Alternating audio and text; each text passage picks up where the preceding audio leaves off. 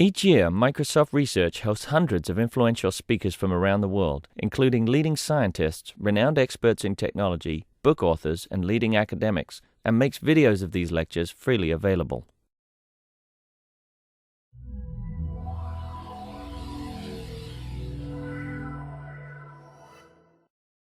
Great pleasure to introduce Dr. Cesar Munoz from the National Institute of Aerospace, and he's going to talk about formal methods in the next generation air transport systems. Thank you. First of all, I would like to apologize. It says January 2007. Indeed, I use a template, but I have prepared the talk especially for this session. So thank you very much for the invitation and the opportunity to talk about the research that we have been conducting at the National Institute of Aerospace at NASA Langley on the next generation of air transportation systems. And so what is the motivation for this work? So yesterday I was supposed to arrive at 8 p.m. to Seattle, and I arrived at 1 in the morning. And the reason for that was there was a delay in Atlanta. I had to take my flight from Newport News to Atlanta, and then from Atlanta to Seattle. But the flight in Atlanta was delayed 4 hours or something like that. I didn't know, and I don't know what was the problem. But one of the problems is that there are several reasons for these kind of delays. One of them is weather conditions. There is a bad weather, so they have to delay the planes. The other one is sometimes there are problems with the aircraft, so they have to change aircraft. But most of the time is that the airports are saturated. So there is a lot of traffic in the airport, and they cannot accommodate new flights. Or if there is a disruption in one of the flights, they cannot accommodate all the flights. And the problem is that this is going to, in the next year, the situation is going to be worse. FAA and some people in industry forecast 1.5 to 2.5 increase of air traffic operations in the next 2 decades. So if the situation is saturated today, so imagine how it's going to be in 10, 15 years, where you have 2 times the number of operations in the aerospace. So the Congress and some people higher levels, they have recognized that they have to do something, and they created an office that is called the Joint Planning and Development Office, and they charged that office with the mission of developing the vision for the 2025 air transportation system. And this vision calls for new set of capabilities, for example, communication and physical infrastructure, maybe more airports or more runways, but also to take advantage of some technology advances in order to improve the communication between aircraft and between aircraft and air traffic controllers. But more important than the communication and physical infrastructure is operational concepts, is to modify the way that aircraft are operating in the aerospace by using more distributed decision making. And things like, for example, dynamic reconfiguration of the aerospace. So if you are familiar with this system, the current national aerospace system is extremely safe. But one of the reasons why it's extremely safe is that it's very, very centralized. So I think that in the US there are like 6 air traffic control centers, and they have the information of all the flights in the US. So it means that every commercial flight from point A to point B, they have to prepare a flight plan. The flight plan has to be approved. And if at some point the pilot has to divert from that flight plan, the pilot has to communicate with the air traffic control in order to modify the trajectory. So every pilot is in the situation to contact air traffic controller in order to modify some, maybe to divert a little bit from the original trajectory. then the air traffic controller is going to clear that modification and is going to communicate that modification to the pilot. Well, it's extremely, extremely centralized. What is NGATS? So this is the vision for the next generation of air traffic systems, is that, that the decision, for example, about separation between aircraft is going to move from the air traffic controller to the pilot.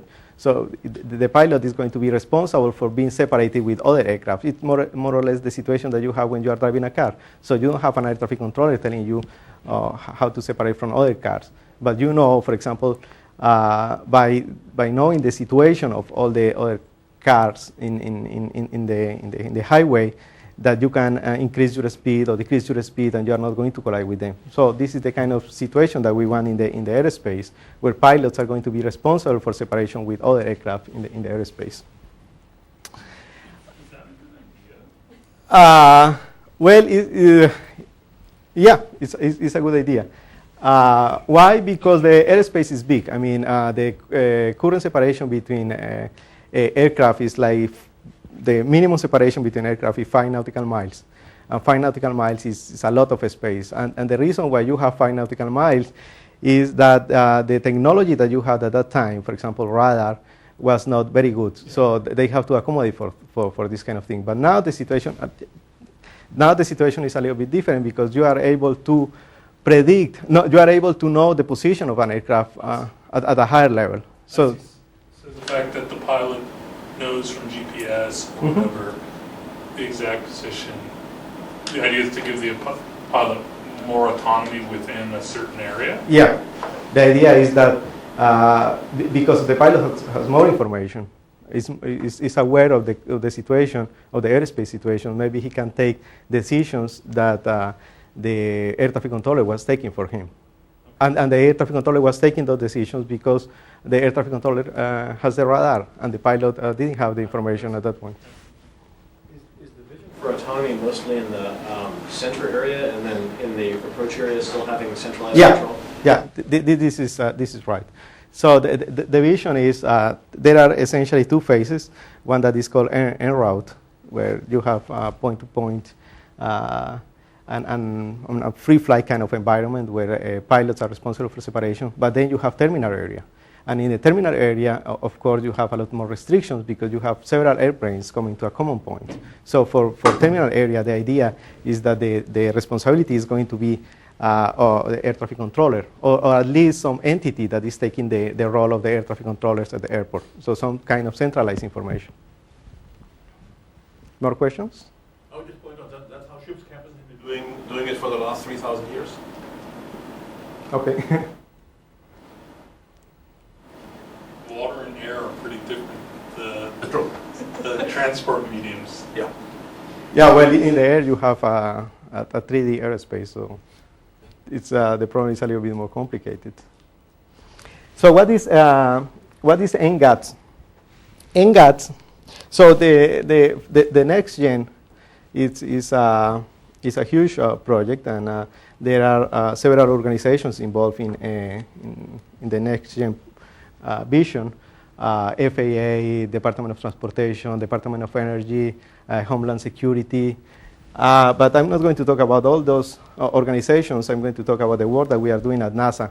And at NASA, the next gen project is called NGATS. It's essentially the same acronym. It's Next Generation of Air Traffic Systems, but it's the NASA vision of next gen.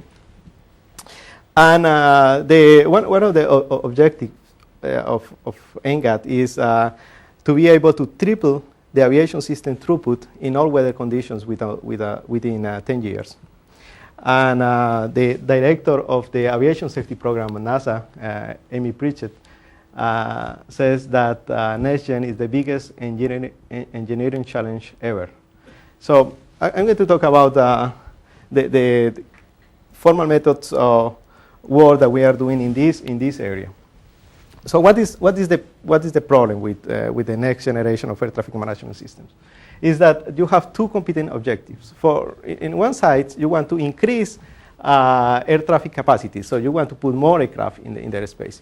But in the other side, you want to keep all the aircraft separated. So if you put more aircraft, you have less separation. So you have two competing objectives, and this is the big problem for safety of this new generation of air traffic management systems. Why is that a good idea?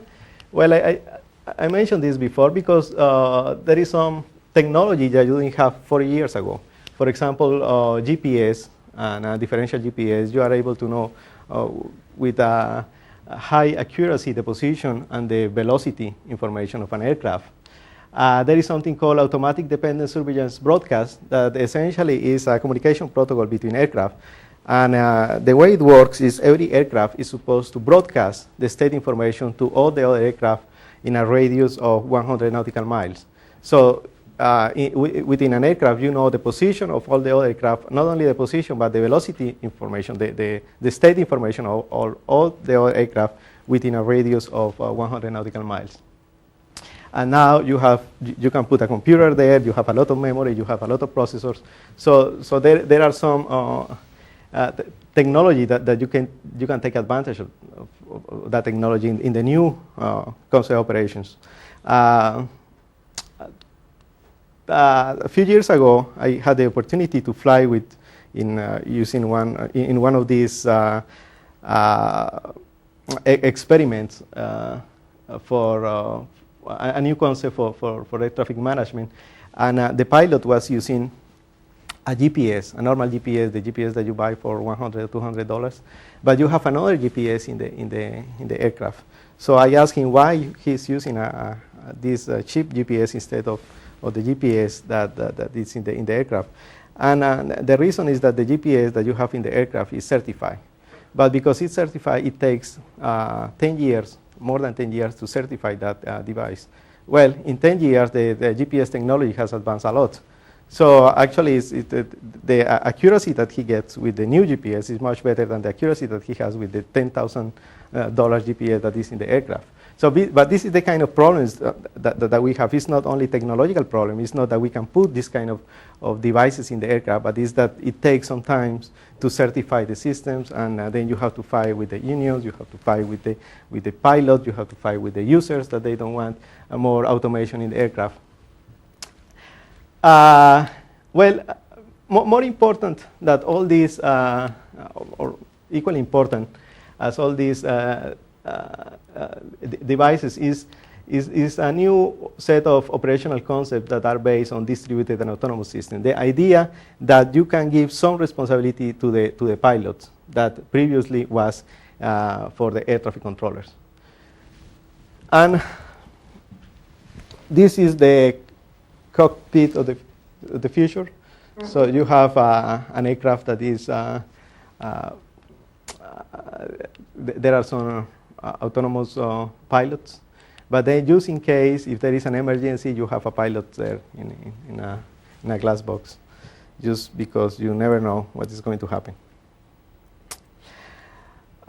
These are some of the formal methods projects on NGATS, and some of these projects are even before NGATS. NGATS was 2005, if I'm correct. Some of these projects are from 2000 and even 99. I have been involved in all of them at a different level. The airborne information for lateral spacing, this is an alerting algorithm. The algorithm was given to us in Fortran, and they wanted to verify the safety properties of the algorithm, essentially that you get an alarm when there is a potential conflict when two aircraft are landing in parallel. So for this system, we modeled the algorithm in PBS from the Fortran specification, and then we were able to find the minimum time when you get an alert. And that minimum time was, the people who developed the algorithm, they didn't know what was that time, and they guessed that it was around 50 seconds, so that a pilot has 50 seconds to react in case of a problem. We found, using formal verification, that indeed you have only 10 seconds to react to some conflict, in the worst case. So that the worst case is you have 10 seconds to react. And the worst case is not something that they expected. They expected the worst case to be the case of one aircraft threatening the other aircraft when they are landing. And indeed, this is not the worst case, because if you do that, the alerting algorithm is going to say that there is a potential conflict. The worst case is when the two aircraft are landing in parallel, but at the very, very last minute, one of the aircraft starts to threaten the other aircraft. So it's not that one aircraft is threatening the other aircraft from the beginning, but that they are following the rules, but at the very last second, one of the aircraft change a little bit the course, and then you don't have a lot of time to react. The runway incursion prevention system. This is an alerting algorithm for when the aircraft are taxiing. So when you have several aircraft in the runway. For the AILs, the verification was using PBS. For the RIPS, the verification was using a model checker. And this research was conducted by Radu Simineshanu, who's NIA staff scientist. The enhanced oceanic operations. This is an operational concept for aircraft flying from the US to Europe. And what is the problem there? The problem is that you don't have radar coverage when you are flying in the Atlantic. So in order to avoid the problem, when you are flying in oceanic operations, is you have to follow very strict scheduling. So you have to be at this point, at this time. The pilot has to be at that point, at that time. And then for 4 hours or 5 hours, he has to fly at the same speed, same altitude to arrive at another point, predetermined time of arrival. So because you don't have radar coverage, the air traffic controllers use that schedule to know if aircraft are going to be separated or not.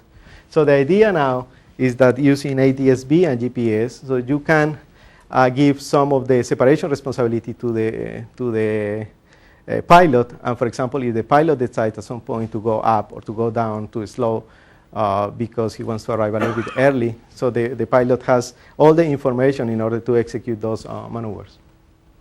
The small aircraft transportation system, I'm going to talk about this project, and I'm going to talk about the distributed air traffic conflict detection and resolution algorithm. So the SAT is, so let's go to SATs. Before I mentioned that there were 2 problems. One was terminal area, the other was en route. And SAT is for the terminal area. And the objective of SAT is to increase access to a small airport. And a small airport, I mean an airport that is non-tower and there is no radar coverage in all weather conditions. So this is for a small aircraft. This is not for commercial aircraft. And why you want to do that? Because there are like 5,000 airports in the US for a small aircraft that is underutilized. And people don't use them because there are no radar and there is no tower, so you don't have air traffic control services. And the way it works is if you want to land in one of these small airports, you have to contact an air traffic controller. That is, the air traffic controller has no information about this particular small airport. And then the air traffic controller, because the air traffic controller doesn't have the information, is going to close the airspace around that small airport and tell the pilot, you have the right to go, you have the right to land. And then once you have landed, please call me again because I need to open the airport for a new operation. And all that can take like 1 hour and used for one operation.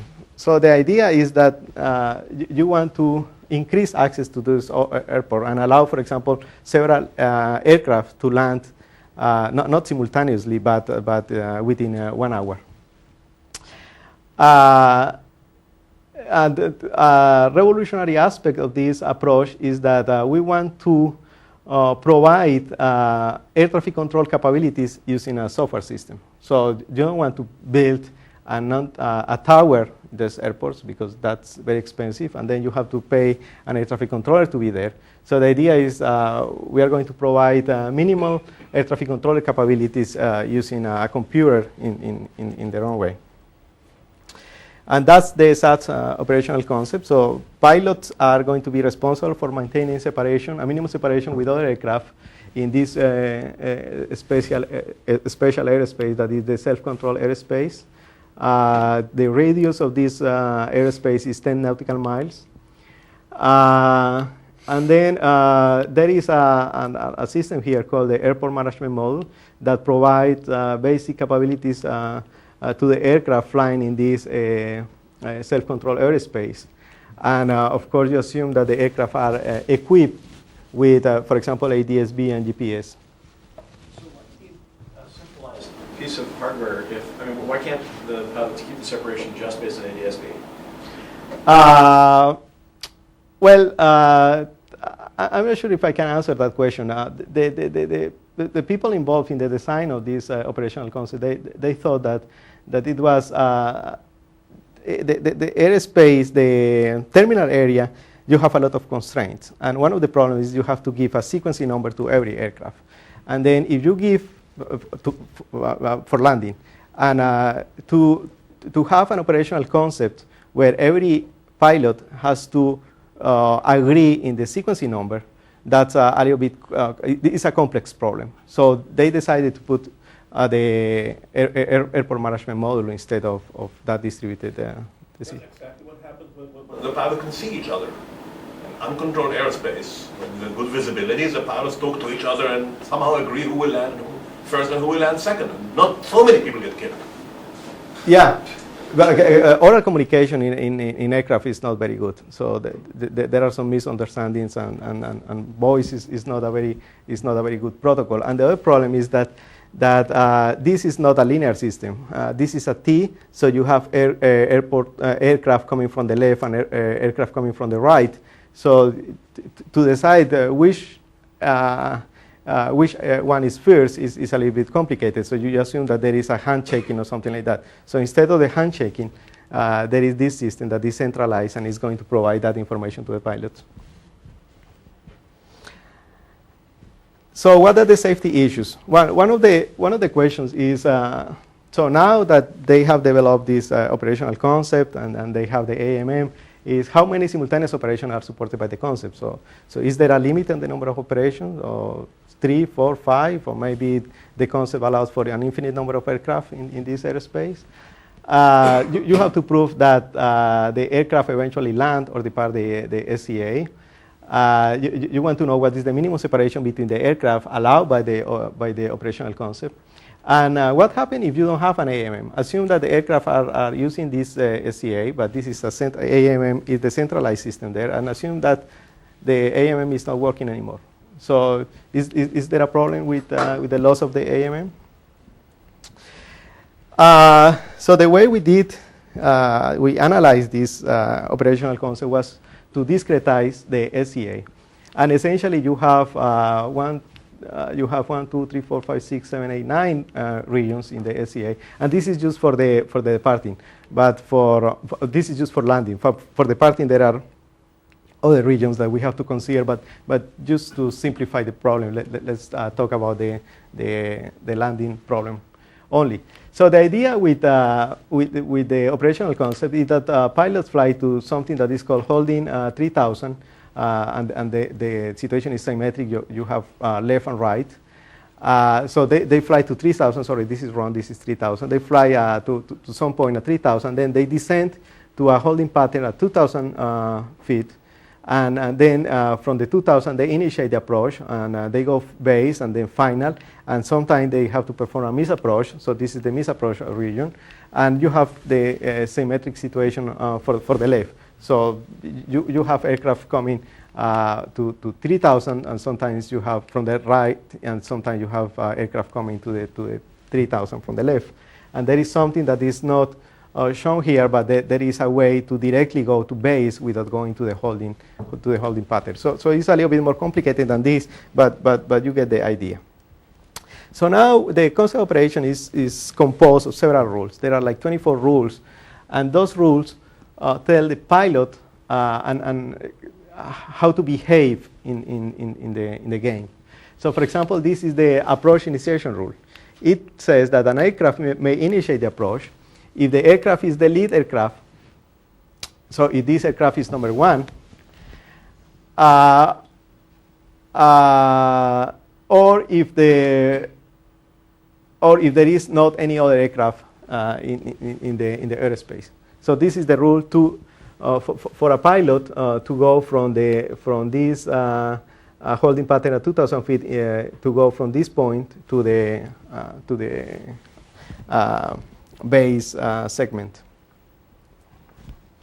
And then, like this rule, there are several other rules. For example, how to go from 3,000 to 2,000, how to go from the base to the final approach, when to go from final approach to the miss approach, and all these rules. And not only those rules, but there are also rules for the AMM. For example, how the AMM is assigning the landing sequence to the aircraft. So there are several situations, there are several rules, and we have modeled that problem using an asynchronous non-deterministic transition system. And for that model, we ignore geometric considerations and timing constraints. For example, we don't say how long is the final approach or things like that. It's just a discrete system where those rules are encoded, and they say you can go from this point to the next point if there are some conditions, if some conditions are satisfied. Then, of course, we have more situations than reality, because you can have a situation where an aircraft goes from 3 to 2, from 2 to base, and from base to miss approach, while other aircraft is just going to 2 to 3. And the reason is that we don't have aircraft performance, but at least we are conservative. So we have more situations than reality, but if there is a problem, so there is a problem also in reality.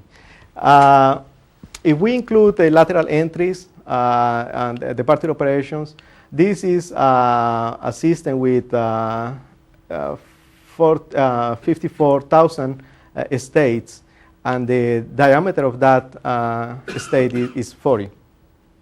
So 54 is not impressive. I mean, now you can do model checking with millions and trillions of states. So what is the problem with 54 states? Well, let me explain what they were doing before we arrived to that project.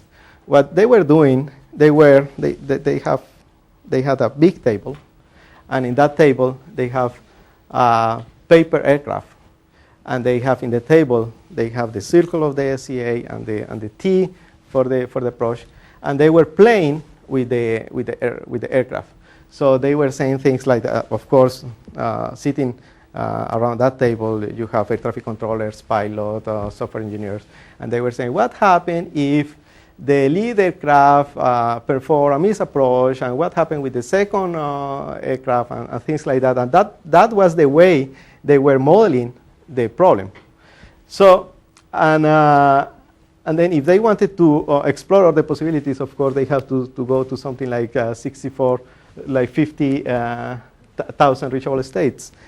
And they were very surprised that there were errors in the protocol, because they say impossible. We have considered all the situations. There are no errors. And then we found situations, for example, for deadlocks, situations where aircraft were not able to land because one pilot was waiting the other pilot to perform something, and things like that. So when they saw that using this kind of technology, this kind of model, and so they abandoned completely the paper aircraft, and then they were telling us, okay, let's add this rule to see what happened in the model, or so they used that model as a designing tool for the operational concept. So this was a huge success for us. This is the deadlock. One of the issues, one of the important issues that we have found, and that they didn't believe that it was possible, and it's a deadlock. So you have two aircraft, and one aircraft is number 1, this aircraft, and aircraft B is number 2. And then what is the deadlock? The deadlock is that the aircraft number 1 is flying at 3,000, and aircraft number 2 is flying at 2,000, but there is a rule that says that you cannot go from 3,000 to 2,000 if 2,000 is busy. So in this case, aircraft B is in 2,000, so aircraft 1 cannot descend. Well, and B2 there is another rule that says you can perform the approach if you are number one, or if you are the only aircraft in the airspace. Well, it's not number one, it's number two, and there is another aircraft. So number two is waiting for number one to perform the approach. And then you cannot, I mean, this is a classical deadlock situation where they are going to wait forever, and then they are going to run out of gas, and you see the liveness property is violated there. Well, we discovered this situation in the model. We proposed a modification to the operational concept, and they accepted all. For the first time in my life, I have been in NASA for like 10 years, and this is the first time that they say, okay, we take all the recommendations, and we are going to implement them in the operational concept. So we verify a few things. For example, that the maximum number of operations that you can have simultaneously is 4. And this is something that they expected, but that they didn't know by sure. So we were able to formally prove that you have at most 4 simultaneous landing operations. That aircraft land in the order given by the landing sequence. That you don't have that you have only 1 aircraft at most on each of the holding fixes. That you don't have more than 2 aircraft in a misapproach zone. That an assignment of misapproach holding fix is always possible. So what happens is that when an aircraft is number 1 and the other aircraft has to perform a misapproach, so a new landing sequence has to be assigned to that aircraft. And the new landing sequence is computed by the AMM. So we prove that there is always a landing sequence, that the AMM can always perform that functionality. And regarding liveness, we have proven that there are no deadlocks in the system and that the aircraft eventually leave the SCA. Well, for non-nominal operations, the situation is a little bit more complicated, but at least we have 2 important properties. One is that if the AMM fails in a silent way, so you assume that the AMM is not giving any information to the pilot, well, what happens is that because the AMM is not working, so you cannot accept new aircraft in the airspace. So in order to get a new aircraft in the airspace, that aircraft needs a landing sequence, and the landing sequence is given by the AMM. So if the AMM fails, you don't have more aircraft coming into the airspace. And you can prove that all the other aircraft can land without any problem if you assume that they are not going to perform misapproaches. So if you assume that they are going to land as expected, so there is no problem, they can land without the AMM. So the AMM is only needed in order to get a landing sequence, in order to get a new aircraft into the system. The only problem is that when you perform a misapproach, the AMM has to provide a new landing sequence.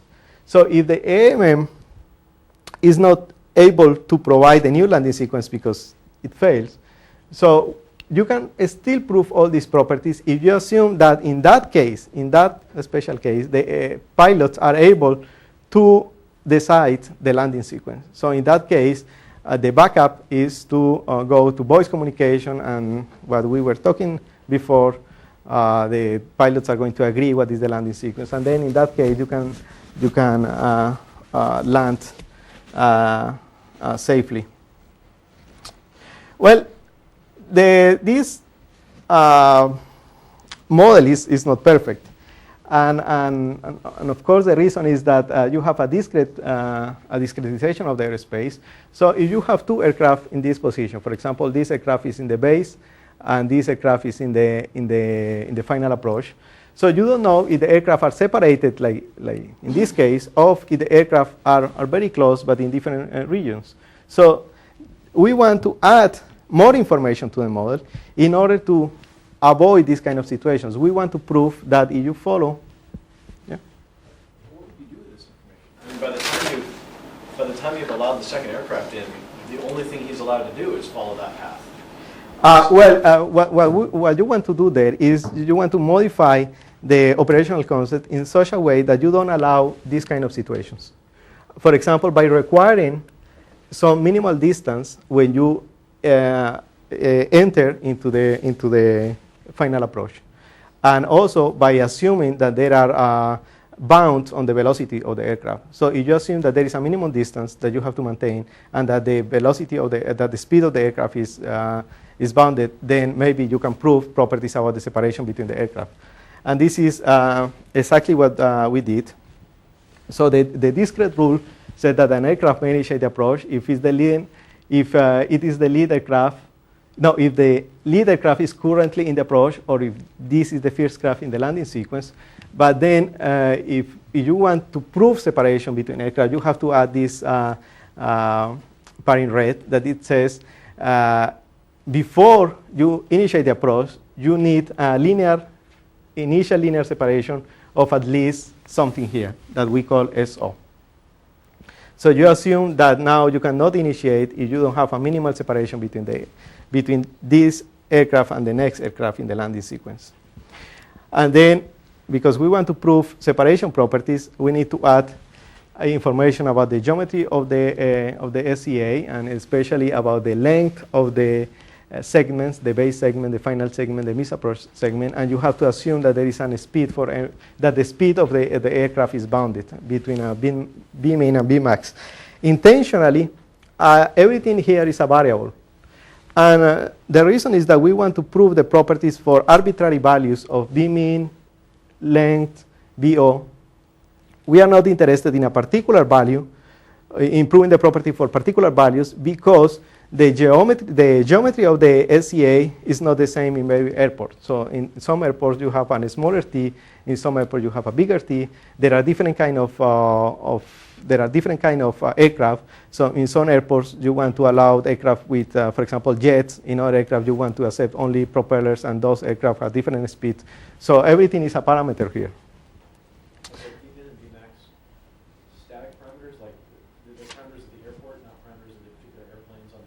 This is the Bmin and Bmax for all the all the aircraft that can use that SCA. And then, so we have some continuous. We have to add some continuous variables to the problem. One is the TA, that is the time when you initiated the approach, when the aircraft A initiated the approach, and then some distance. For example, the distance of the aircraft, the linear distance to the initial approach fix. And in this case, for example, DAT is the length of the base segment plus A, that A is it depends on TA. So now that we have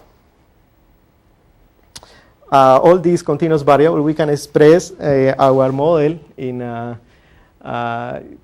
more accurate way. So we say that an aircraft A may initiate the approach if the lead aircraft is currently in the approach and this inequality is satisfied. And this inequality says that the distance, I'm sorry, this is getting out of battery, if the separation between A and B is greater than S0. And the distance between A and B is defined by this equation there. So we have added that kind of information to our model. And then this is the spacing property that we want to prove. We want to prove that for every aircraft A and B that are on the final approach in the T, then you have a separation between A and B that is greater than ST, where ST is given by this formula. So we want to prove that given those constraints on the operational concept and those continuous variables, this property is satisfied for all aircraft A and B. Well, and we want to do that using model checking. One problem with model checking for this kind of problem is that for symbolic model checking, the state space is potentially infinite. So I say that the maximum number of aircraft that you have in that aerospace is 4. But this is a result that you know a posteriori. A priori, you don't know that information. So a priori, you want a model that is able to accept unbounded lists, for example. So you don't know, a priori, you don't know how many aircraft you are going to have. A posteriori, you can prove that the maximum is 4, but it's potentially infinite.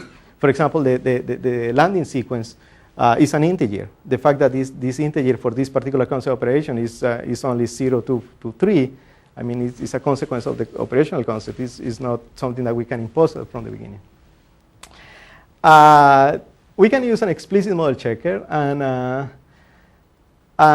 the problem with an explicit model checker, like a spin, for example, is that the data structure that the spin provided at that time were not great. I mean, I think that the only thing that we had at that time were arrays of booleans of integers, something like that. And the kind of data structure that we use in order to model this problem are complicated. You have lists, and the list is a list of records, and the record have some information about the aircraft. So maybe a model using an explicit model checker is doable, but cumbersome. And finally, the problem is a hybrid model checking problem. We tried to model that problem in high tech, and we didn't go anywhere.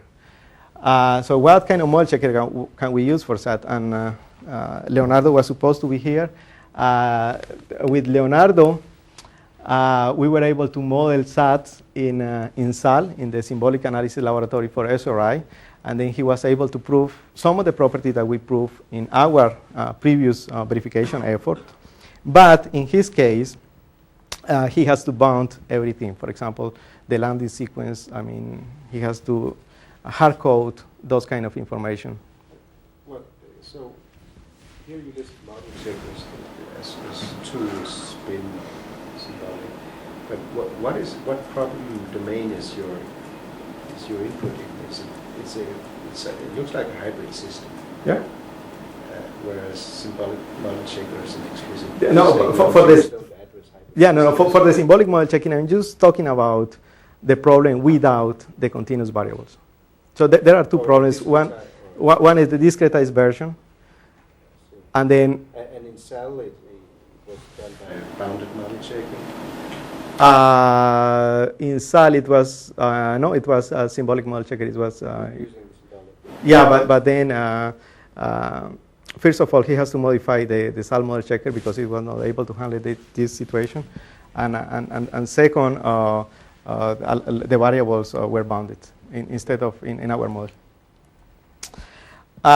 So the solution was to implement what I call an explicit safety checker in PBS. So it's a kind of explicit model checker, but model checker is a big word. It's just something that is going to explore all the possibilities all the possibilities of the transition system. The reason we use PBS is because I like PBS, first of all. And the second is that the specification language is very expressive. So you have data types, subtype, independent types, and we use a lot of this expressiveness in our model. So this is essentially what we have in PBS is a function that has a property, an initial state, the transition system, and a bound. And then there is a theorem that says that if that algorithm returns true, then the set of reachable states satisfy the property. So using that BESC, we were able to prove the discrete part of the problem. So, for example, that you have only at the most 4 aircraft. But what about the continuous problem? So in order to handle the continuous problem, we cheat a little bit. So we extended the transition system, and we added in a symbolic way all the constraints, all the continuous constraints that you have in the problem. So in the PBS language, we define what is an expression, and we accumulated in the transition system all these expressions, all these constraints, and we were exploring the transition system. And then for the verification approach, what we do is we generate the set of reachable states, and when we generate that, we are going to accumulate some constraints. And then for all state and that reachable state, we try to prove this property by hand, is that the inequalities that you have accumulated implies that separation property. This is one of the examples, and this when you try to prove that for two aircraft that are number 3 and 2, the separation is satisfied, and those constraints were generated during the computation of the reachable state. So in a symbolic way, we compute that, and then we output those lemmas by walking the set of reachable states. How can you do that in PBS? Well, not automatically. You have to do a few tricks. One of them, we need a way to animate any specification in PBS, and for that we implemented something that is called PBS.io. It's a package for an animation of a functional specification. So PBS.io is going to execute the model checker, and it's going to output in a file all the lemmas, and the lemmas are coming from the set of reachable states. And then we have to prove the lemmas, and we generated 170 lemmas, and all the lemmas are like that.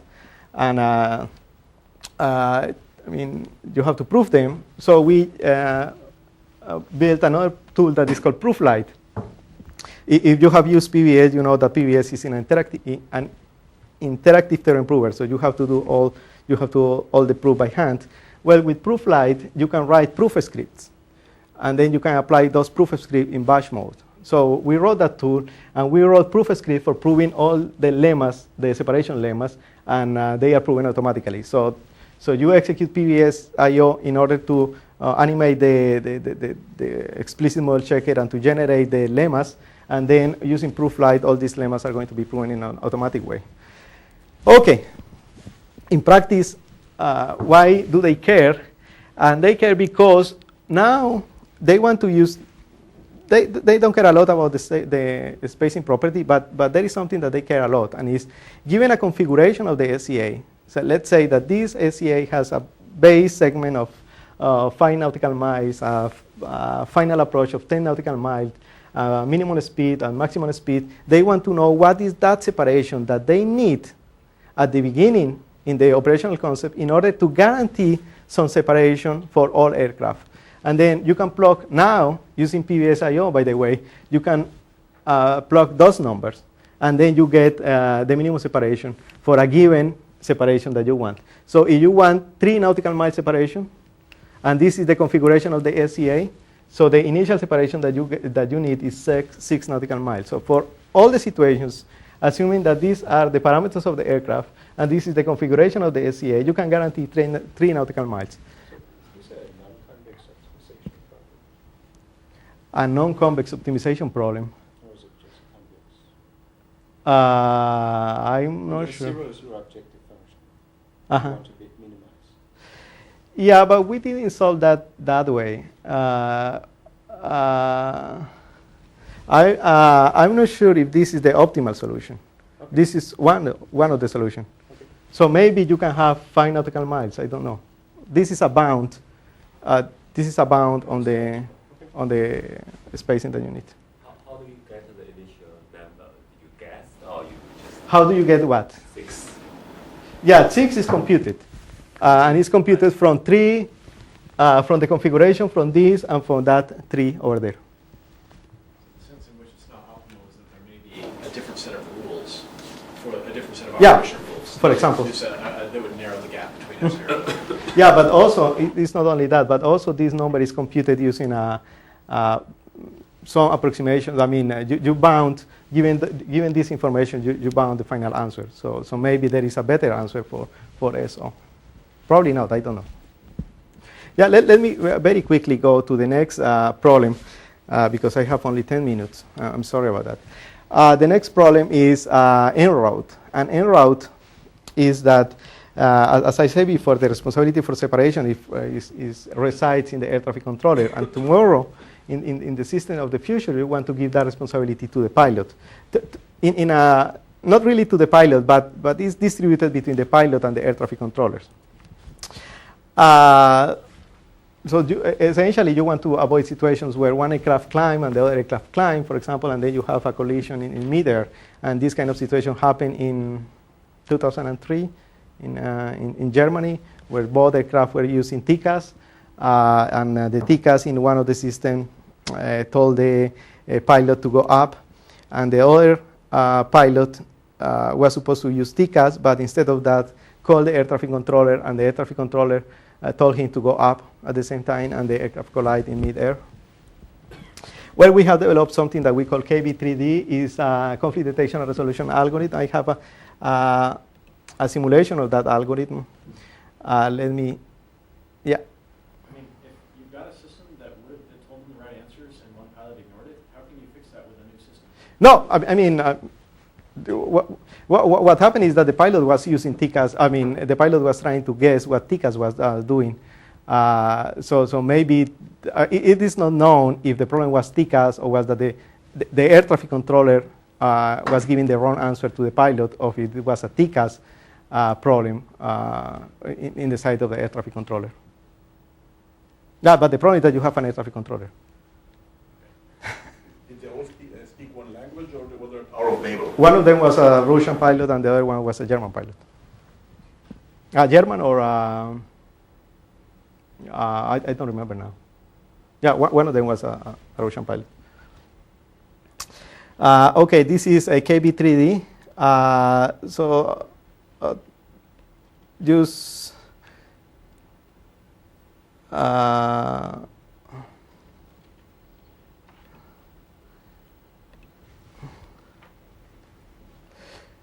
let me explain a little bit this simulation.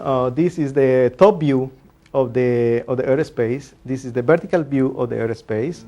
And then you have 8 aircraft, and all the aircraft are going to a common point, to the center of that. And the pilots are not communicating. So the information, there is not exchange of information between the pilots. The only information that they have is the state information of the other aircraft. So they know where the other aircraft is and what is the velocity of that aircraft. And in a synchronized way, in a coordinated way, they are able to solve the conflict. So this is a simple case. Let's go to a more complicated case where you have one aircraft going through a wall of aircraft. And the separation, this circle is 5 nautical miles, and vertically they are separated by 1,000 feet. But notice that in this case and in the previous case, all the aircraft, I mean, they didn't use the vertical dimension in order to solve the problem. Of course, if at some point they were not able to solve the problem in a horizontal way, they are going to pick one of the vertical situations. There are, well, let me finish here because I don't have a lot of time. Yep. What do the colors represent? Oh, well, the colors, the green is the original color. Yellow is if there is a conflict, a predicted conflict. And white is when the aircraft has completely solved the problem, and then they are going back to their initial waypoints. So what is KB3D is a state-based conflict detection and resolution algorithm. It's based on a 3D geometry, and it's a pairwise approach. You have an on-chip and a traffic aircraft. So KB3D is not intended for multiple conflicts, but we were using KB3D in a situation of multiple conflicts. Well, we believe that KB3D is good enough for multiple conflicts, but this is not something that we can formally prove. What we can formally prove is that in the pairwise situation where you have one conflict between the 2 aircraft, the resolution is going to be coordinated. Well, this is the specification of the conflict detection problem. Let me skip that and let's go directly to the resolution problem. So the resolution problem is that you have you have the position, the relative position of the aircraft, the absolute velocity of each one of the aircraft, and then you want something that is called independent resolution. And independent resolution is that if the on-chip implements the resolution provided by KB3D, then you at the end you have either horizontal separation or vertical separation. And separation is for the vertical dimension. Here is a parameter, but it's usually 1,000 feet, and D is the horizontal separation that is typically 5 nautical miles. Well, independent conflict resolution is good. It means that if the on-chip implements the resolution and the intruder or the traffic aircraft does not implement anything, the aircraft are going to be separated. But you want more than that. You want something that is called coordination, implicit coordination. And implicit coordination is that if both of them implement the resolution in a distributed way, so if both of them are running the same algorithm and they are not communicating, so you have either horizontal separation or vertical separation. And this is one of the properties that we were able to prove for KB3D. So what is the rationale for that is coordination means that both aircraft detect the conflict at the same time. Both of them are running something like KB3D. You want to be sure that by resolving the conflict that they are not going to be in a conflict in the next iteration. So coordination means that the resolutions are coordinated in a way that they are going to be separated after they implement the resolution. Independent means that if for some reason one of the aircraft does not implement the resolution, for example, because the system is down, anyway, because one of the aircraft is implemented the resolution, then the aircraft are going to be separated. So this is like a backup.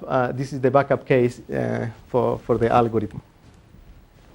We have verified KB3D, and you notice from these equations there that something that you have in the verification is non-linearity. So everything is a variable. So you have polynomials. In some case, you may need trigonometric functions. For example, when you convert from geodesic coordinates to rectangular coordinates. So the problem is heavy on nonlinear arithmetic. And then we have to use non-traditional theorem prover techniques. Theorem prover usually is discrete mathematics. And here we don't have discrete mathematics. We have continuous mathematics everywhere. So it required the development of several tools, including libraries for real numbers, for polynomial, quadratic equations, vector calculus, bounds for elementary functions, floating point numbers. We have implemented in PBS a simplification procedure for the field of real numbers, a package for interval arithmetic. And Visa, Sontag was supposed to be here. And this is something that we did with Sontag when he was a postdoctoral work at NASA, is to extend BLAST in order to handle nonlinear arithmetic via numerical constraint solvers, and this is for static analysis purposes. Are these real numbers finite precision or? No, these are real numbers. The real representation. No, real numbers, as in mathematics. Infinite precision. Infinite precision. Well, KB3D in numbers, the lines of code in PBS is 1,700. There are 260 lemmas, 35,000 lines of proof, and the implementation in C++ is like 1,500 lines, and 7 years of development. Why? I mean, of course, you can write a lot of lines of code in 7 years, more than 1,762. Yeah, but I'm not counting in these. These are the numbers related to KB3D, so the theory KB3D. But behind KB3D, you have all that. You have libraries for real numbers, library for polynomials, quadratic, and I'm not counting all of that in my numbers.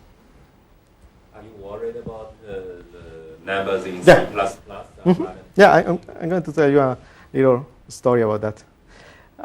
In practice, they are using, this is another success story for us. The first version of KB3D was in 2001. From 2001 to 2006, nobody cared about KB3D. And then suddenly they realized that there were a lot of nice things in KB3D that they didn't have in the algorithm that they were using at the time. And now everyone at NASA wants to use KB3D. So in particular, they are using KB3D in some low and medium fidelity simulations. And they did the following. They took the data for traffic, for 2 days traffic, and they projected two times the number of operations. And using KB3D, they didn't find any violation. And by a violation, I mean a loss of separation of 5 nautical miles and 1,000 feet. And in a 3D scenario, so when they multiply by 3 the number of operations, there were 25 violations in 12,000 number of flights. So this is a very, very low number. But anyway, because there are 25 violations and we want to get almost 0 violations. So we are still conducting research on ways to improve KB3D to avoid those number of violations. And why do you have violations? Well, I'm going to say why a little bit later, but let me conclude my talk. I have presented 2 problems, SATs and KB3D. But SATs and KB3D are just the tip of the iceberg. I mean, there is much more in next gen than operational concepts and algorithms for conflict detection and resolution. But even if you ignore those other things, for example, human factors and things like that, even if you ignore that, there are some problems that we have to handle before 2025. One of the problems is that we are assuming perfect communication. We are assuming that aircraft have the same information at the same time. Of course, this is not true. There is noise. There are latency problems. So maybe the 2 aircraft are using different information at the same time. And in that case, you cannot guarantee the coordination. There are some geometrical and physical assumptions that are not satisfied. For example, the air is not flat. And in our modeling of the air is flat. And the aircraft is a moving point, and the aircraft are not moving points. And finally, computation is not perfect. So we are assuming real arithmetic, and then you implement that in a computer, and you have floating point arithmetic. So what can we say about that?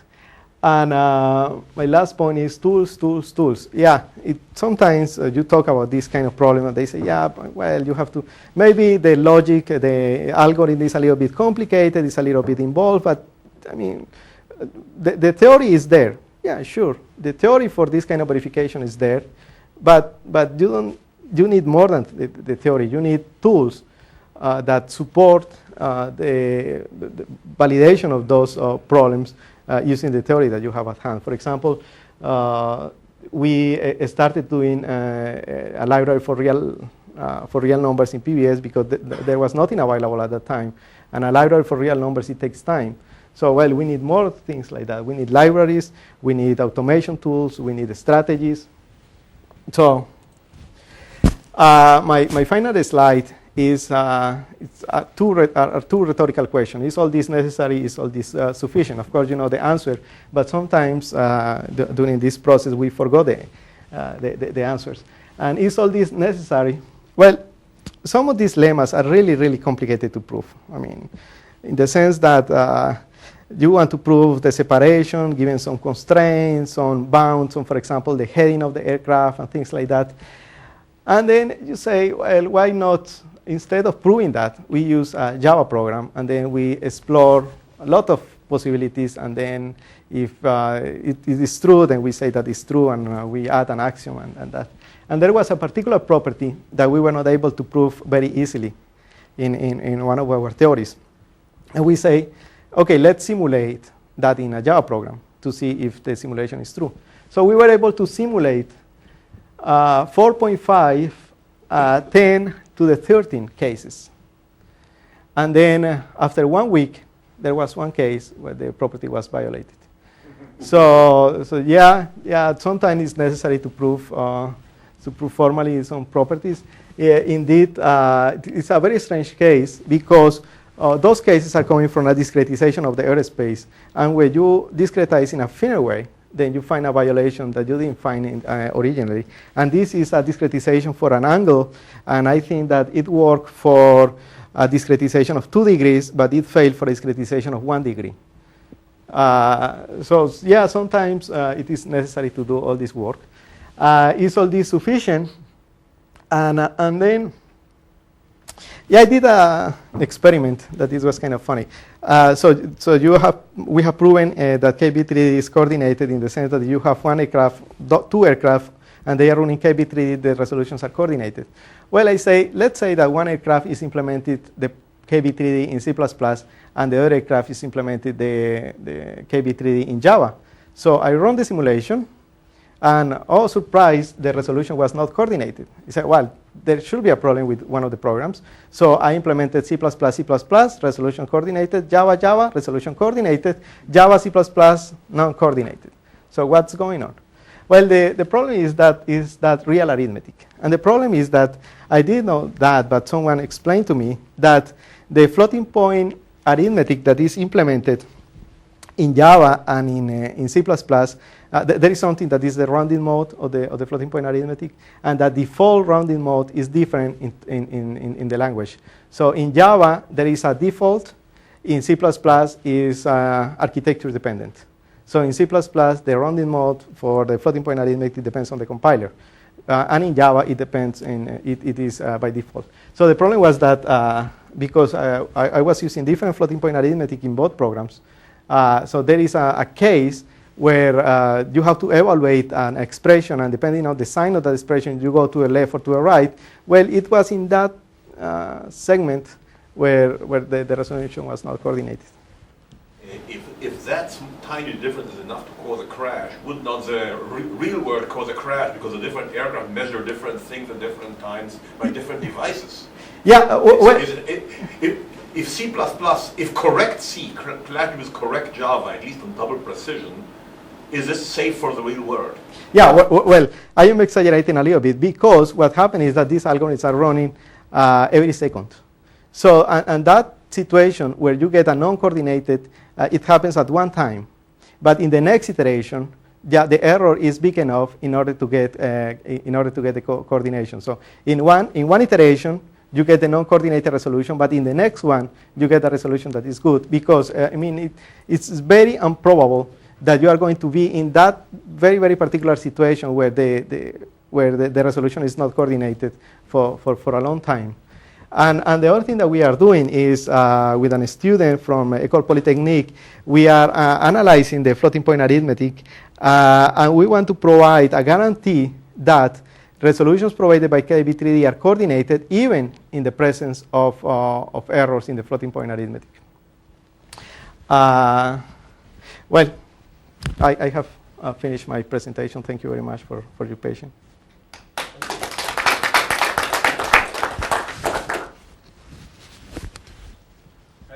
Studies on the capacities of airports in Seattle, San Francisco, others want to add more runways. Will that truly improve domestic traffic, or would it move the jams elsewhere? Well, adding runways to an airport is a big problem because you have to analyze what happened with all the traffic that are coming or traffic that are leaving. You are going to congest a little bit the airspace surrounding that airport. Yeah. So, and it's very expensive to add runways to an airport. So some airports are planning to do that, but the idea is not physical infrastructure. The solution in the future is not more physical infrastructure, but is more use these kind of technologies in order to improve separation between the aircraft and in order to accommodate more aircraft in the airspace.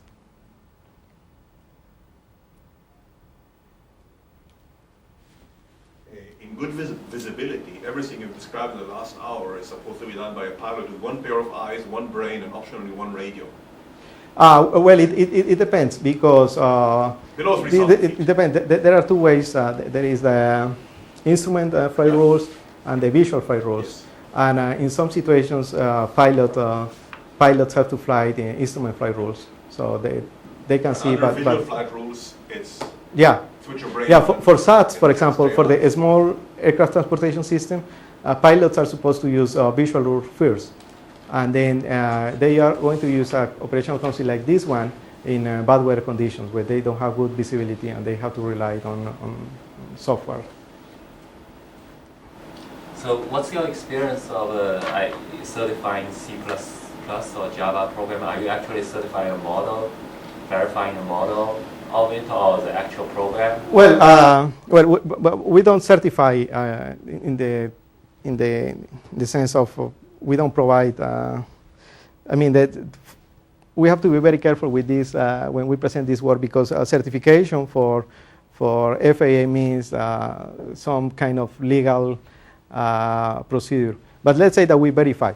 So for the verification, we verify mostly algorithm. So you assume that you have an algorithm that is extracted, for example, from a Java implementation, and then we modify the logic of that algorithm in PBS. I'm interested in software verification now, mainly because of these floating point problems, because I want really to give some guarantee about coordination when you don't use real arithmetic. And for that, what we are planning to do is to use tools like, for example, CADICUS or Y that these tools are developed in France in order to generate proof obligations. And so we are going to rely on the Java semantics that they have implemented in those tools, and the Java semantics that they have implemented, for example, for floating point arithmetic. How's your experience, comparing PBS and Coq? Comparing PBS and Coq? Yes. Are you filming this?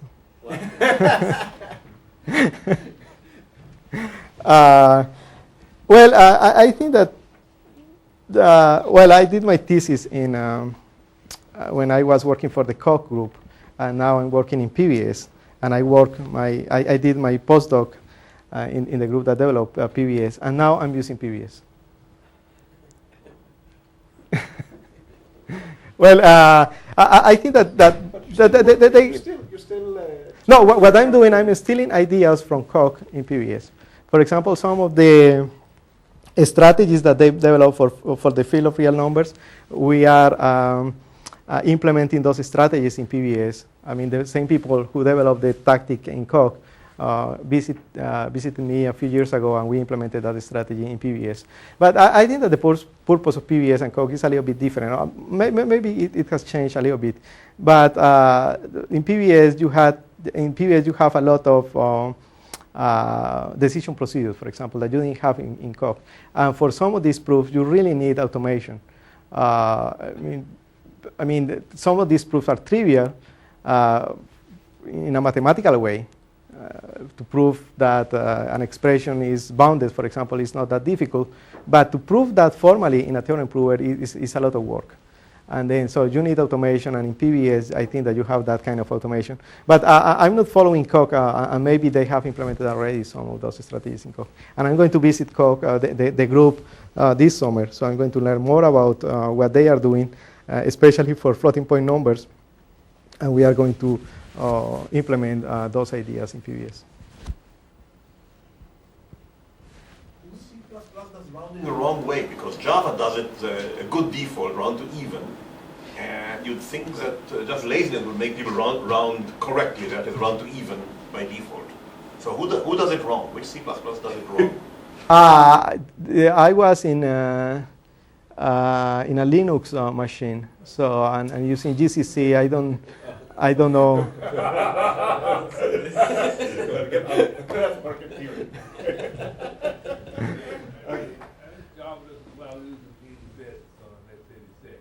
Java doesn't allow you to use the full 80 bits of temporary. nor does C++. All right.